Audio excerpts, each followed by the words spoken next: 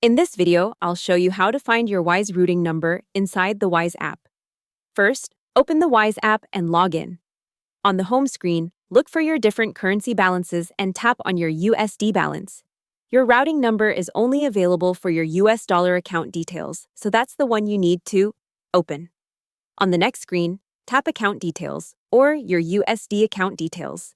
If you haven't activated them yet, tap Get Account Details and follow the steps. Once they're active, you'll see information like account holder name, routing number, account number, and sometimes a wire routing number as well. Your routing number will be clearly labeled. This is the number you give to employers or companies that want to pay you via ACH transfer in US dollars. If you need to share it, always tap Copy next to the routing number or use the Share button if it appears, then paste it into a form, email, or chat. Just make sure you're always sharing the details from your USD balance, not another currency. Hope the tutorial was helpful. Subscribe to my channel and see you in the next video.